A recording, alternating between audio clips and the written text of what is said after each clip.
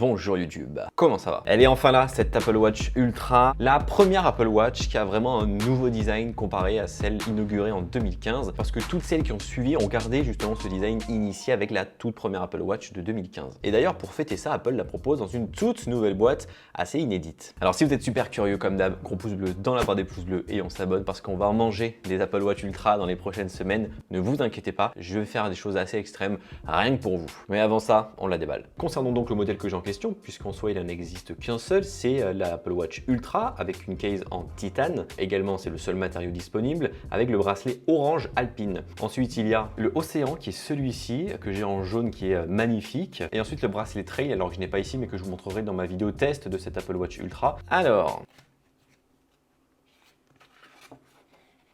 waouh, c'est magnifique. Petit dessin là en fait qui est un petit manuel d'utilisation, ou en tout cas un manuel pour l'Apple Watch Ultra. Avec donc les 3 bracelets disponibles, on a vraiment l'impression d'avoir pour le coup une Apple Watch édition. Alors c'est un peu une Apple Watch édition puisque jusqu'à présent l'Apple Watch édition était en titane. Désormais c'est l'Apple Watch Ultra qui hérite de ce nouveau matériau. Ok, donc en fait c'est le manuel d'utilisation, donc il nous explique comment mettre le bracelet, qu'on a la couronne digitale ainsi que le bouton ici du multitâche, ainsi que pourquoi pas le bouton pour payer avec Apple Pay. Il nous explique un peu comment configurer et brancher l'Apple Watch si jamais vous n'en avez jamais eu auparavant. C'est super beau quand même, j'ai l'impression d'avoir le Design by Apple in California, vous savez, le livre qu'Apple avait pu sortir à l'époque. Donc avec toutes les informations, donc boîtier en titane résistant à la corrosion et cristal de saphir pour une longévité exceptionnelle et un poids optimal. Également donc ici un épaulement de la couronne digitale. Beaucoup ont décrié ce design qui en soi reprend les codes de l'horlogerie, puisque souvent les horlogers, pour des montres un peu robustes, un peu destinées au tout-terrain, justement mettent une petite excroissance au niveau de la couronne digitale. Apple a fait exactement pareil. Et donc de l'autre côté, si on regarde bien tout autour ici, entre la partie de l'écran et le boîtier, on a une antenne. C'est le système GPS, donc GNSS double fréquence, L1 et L5, pour encore plus de précision. Le bouton d'action, le nouveau bouton d'action orange, qui est quand même, je trouve, vachement classe. On pourrait faire une vidéo uniquement sur ce fascicule, tellement il est intéressant. Ensuite, il nous explique donc la configuration Alpine, par exemple, pour le nouveau cadran qui s'appelle Wayfinder. Et je présume qu'ici, donc, nous avons les différents fascicules. Mais il n'y a pas d'autocollant Apple, puisque justement, c'est un accessoire comme toutes les Apple Watch. On n'a pas d'autocollant Apple. Bref, c'est un livret super sympa. J'adore. Mais le plus important, c'est l'Apple Watch, bien entendu. Et également, donc, l'autre bracelet, le Alpin en orange, avec en fait les extrémités ici et là, la petite boucle en G qui sont en titane.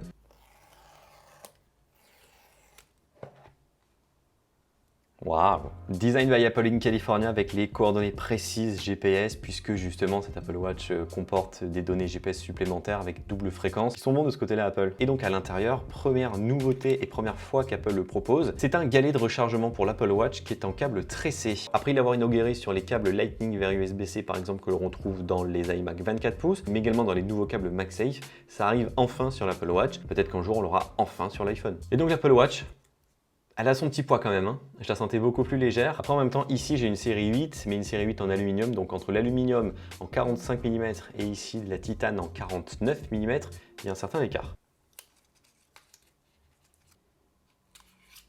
C'est beau, c'est très beau. Donc vous le voyez, un écran plat. Apple avait inauguré l'année dernière un écran incurvé sur la série 7 qui perdure sur la série 8. Mais sur cette Apple Watch Ultra, c'est un écran totalement plat. Le fameux bouton d'action, les haut-parleurs, le haut-parleur de la sirène, un micro, le profondimètre, un micro, la couronne digitale, le bouton ici pour le multitâche ou Apple Pay, la petite excroissance juste là, les antennes tout autour et derrière donc la nouvelle présentation entre guillemets avec de la céramique ainsi que du saphir pour encore plus protéger l'écran. On s'attaque cette fois-ci au bracelet, nouvelle expérience de déballage.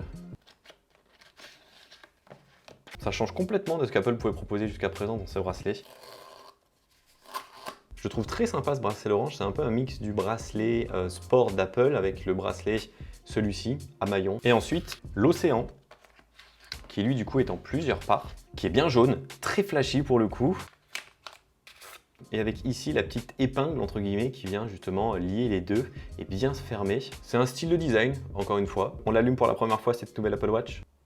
Nouvel écran, 49 mm, c'est l'écran le plus grand qu'Apple ait pu proposer, mais surtout, c'est un écran plus lumineux, 2000 nits contre 1000 nits par exemple pour une Apple Watch un peu standard comme ici, l'Apple Watch série 8. Et donc cet écran plat qui change complètement la perception et le design de cette Apple Watch. Et comme d'habitude, il suffit de rapprocher son iPhone à l'Apple Watch pour pouvoir la configurer rapidement. Pour le coup, il vous faut obligatoirement iOS 16, même façon de configuration que pour une Apple Watch normale, Apple Watch jumelée. D'ailleurs, vous êtes plus écran incurvé de l'Apple Watch série 8 ou écran totalement plat de l'Apple Watch Ultra? Dites-moi ça en commentaire. Comme c'est une Apple Watch nouvelle génération de cette année 2022, on a bien entendu les appels d'urgence, mais également la détection des accidents, la sirène, pour le coup qui est propre à l'Apple Watch Ultra, et surtout le point de départ. Donc par exemple, en milieu reculé, comme c'est écrit, vous mettez votre point de départ, et si vous vous perdez, eh bien l'Apple Watch va savoir faire revenir jusqu'à ce point de départ. J'ai pu le tester, et franchement, ça marchait ultra bien. Les Apple Watch Ultra sont toutes cellulaires, il n'y a pas de version Wi-Fi, donc vous achetez votre Apple Watch Ultra, et vous pouvez, quoi qu'il arrive, mettre un forfait cellulaire. Il n'y a pas de version supplémentaire à acheter. On peut bien entendu payer avec Apple Pay, il n'y a aucun souci. Et ensuite, on a donc ce bouton d'action. Nouveau bouton qui se situe donc à gauche, qui est donc celui-ci, que l'on peut configurer soit pour lancer un exercice, soit pour lancer un chronomètre, soit pour un point de repère. Par exemple, vous êtes en randonnée, vous vous appuyez dessus, ça vous fait un point de repère sur votre itinéraire, ou pourquoi pas un point de départ. Si jamais vous partez en randonnée, vous appuyez dessus et automatiquement ce sera votre point de départ. Pourquoi pas en plongée, commencez votre plongée, même si vous êtes sous l'eau, vous pouvez appuyer dessus avec vos gants ou vos doigts sous l'eau, ça marchera. Ou tout simplement la lampe torche. Moi, je vais rester sur exercice parce que je suis sportif et c'est très sympa de pouvoir appuyer directement dessus rapidement. Ça, c'est lorsque l'Apple Watch va capter que vous êtes sous l'eau avec donc la pression de l'eau, elle lancera automatiquement ce mode de profondeur. Donc oui, pour moi, je vais ouvrir profondeur en quête d'immersion. Et donc l'Apple Watch se synchronise et se configure. Elle est donc désormais configurée. Bonjour, cadran actuel de mon Apple Watch, mais je vais vite passer sur le cadran Wayfinder. Donc ça vous permet un peu de voir qu'il y a des bordures noires autour de l'écran, mais on a quand même un écran plus grand qu'une série 8. La voici donc en place. C'est plus gros, oui, en effet. Ça change complètement d'une Apple Watch classique. On dirait même qu'elle a une case par-dessus. Vous aimez bien ou pas? Voici donc le cadran Wayfinder avec beaucoup de complications. Et surtout quand on tourne la couronne digitale, on passe en mode nuit. Donc le rouge qui fatigue beaucoup moins les yeux. Ce que je vous propose, c'est que je m'amuse avec durant ces prochains jours parce que ça fait longtemps que j'ai celle-ci à mon poignet lorsque vous voyez cette vidéo et que dans une seconde, je reviens vers vous et que je vous dise tout sur cette Apple Watch Ultra, sur son côté sportif et sur toutes ses nouveautés. A de suite.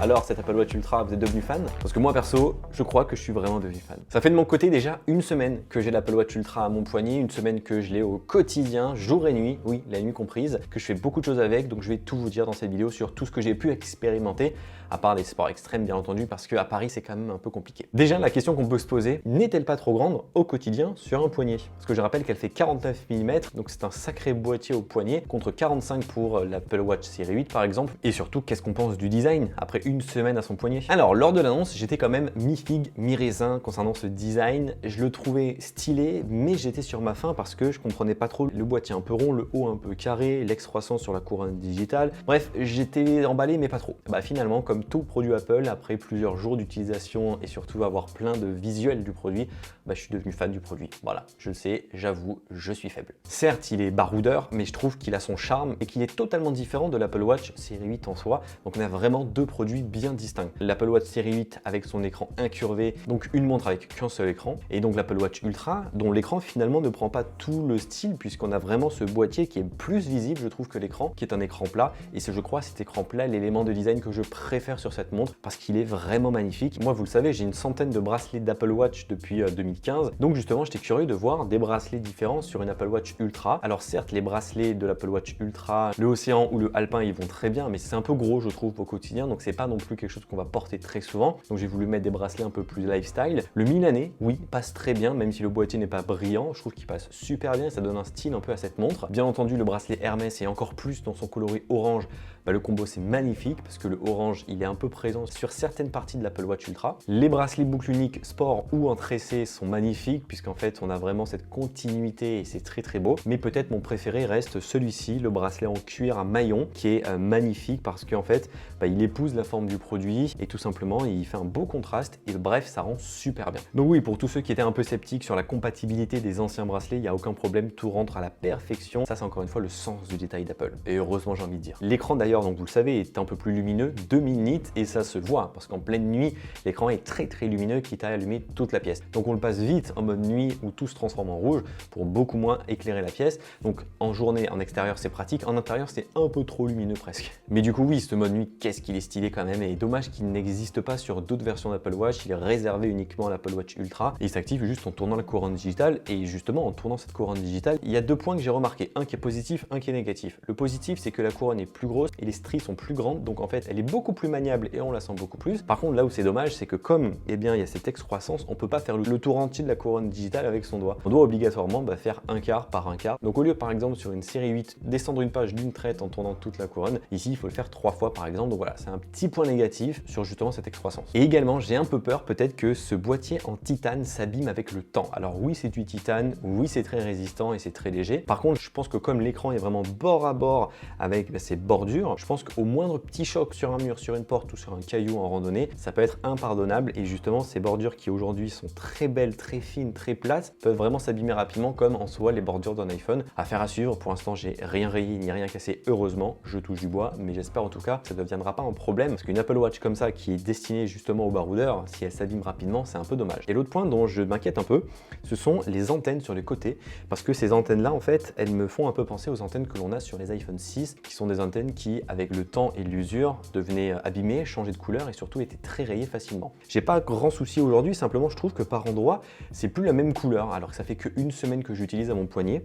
Il y a des petites taches qui sont apparues, donc je me dis qu'une fois qu'elle va passer dans la neige, dans de la poussière ou dans l'eau, elle risque peut-être de changer de couleur. Donc encore une fois, affaire à suivre de ce côté-là sur justement ces antennes tout autour du boîtier. Le bouton d'action, parlons-en, nouveauté de l'Apple Watch Ultra. Et bien finalement, je dois vous avouer que je ne l'ai pas non plus ultra utilisé, sans mauvais jeu de mots. Vous savez, je l'ai configuré pour lancer un exercice. Quand je suis allé faire du sport, je lançais l'exercice, c'est très pratique. Mais en soi, ça permet juste de gagner 2 secondes. Par contre, là où à mon avis ce sera beaucoup plus intéressant, ce sera dans des cas concrets. En randonnée, pour lancer un point de départ ou un point de repère, en plongée pour lancer une fonction particulière. Je pense que ce sont vraiment dans ces utilisations-là où ce serait intéressant, mais au quotidien, on ne s'en sert pas du tout. Et justement, en parlant de points d'intérêt et de points de départ, je suis allé tester cette fonctionnalité qui est là grâce à la nouvelle double fréquence L1 et L5 et au nouveau GPS qui permet de pouvoir via la boussole définir un point de départ, une ligne à suivre, de mettre des points d'intérêt pour vraiment pouvoir se retrouver en randonnée ou pourquoi pas n'importe où et de pouvoir revenir en arrière en suivant justement tout le tracé qu'on a fait au départ, comme le petit poussé. J'ai donc mouillé le maillot et je suis allé faire ça à Paris. Je suis parti de la place de l'Étoile, vous savez, l'Arc de Triomphe pour que tout le monde puisse un peu reconnaître. J'ai mis mon point de départ et j'ai descendu donc côté gauche de l'Arc de Triomphe et je suis allé faire un premier stop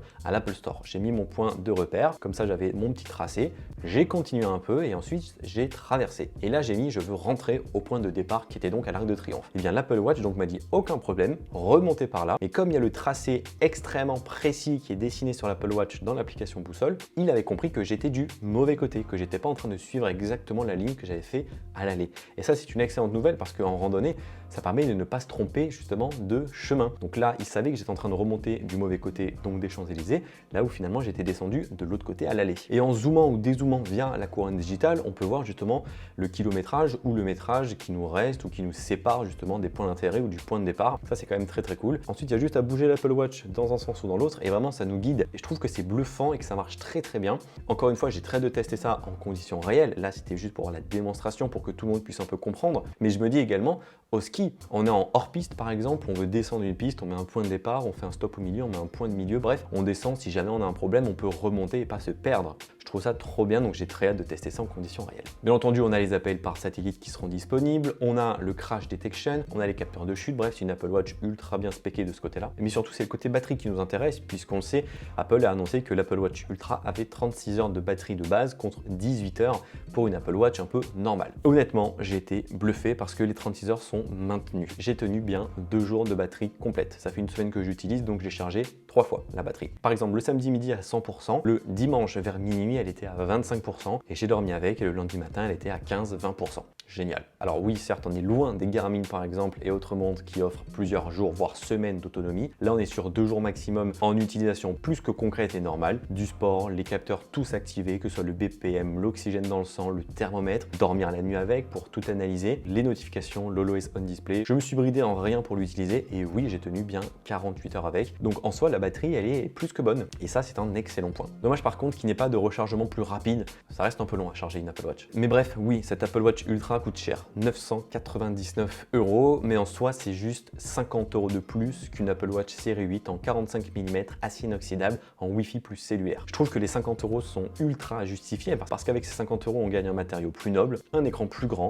un nouveau design, des meilleures fréquences GPS et des meilleures antennes, une meilleure immersion dans l'eau, une sirène très puissante, un profondimètre, sans oublier bien entendu une meilleure batterie. Donc je pense qu'à ce stade, honnêtement, il n'y a pas photo, il faut investir directement dans l'Apple Watch Ultra et pas dans une Apple Watch série 8. Ils sont malins Apple de ce côté-là. Après, elle est ultra massive et surtout, elle est ultra faite, je trouve, pour les gros poignets. Si vous avez la moindre question concernant cette Apple Watch Ultra, n'hésitez pas, les commentaires sont là pour ça. J'étais très content d'avoir eu plus d'une semaine de test de cette Apple Watch pour pouvoir vous faire un premier gros retour d'expérience alors que cette montre sort que le vendredi 23 septembre. Encore une fois, c'est une exclue, une avant-première. Je suis très content de pouvoir vous proposer ça. N'hésitez pas en commentaire à débattre et à me dire si vous l'avez acheté, si vous l'avez précommandé, si vous êtes curieux, si vous hésitiez et surtout si je vous ai aidé. Gros pouce bleu dans la barre des pouces bleus. Prenez soin de vous. À très vite. Bye bye.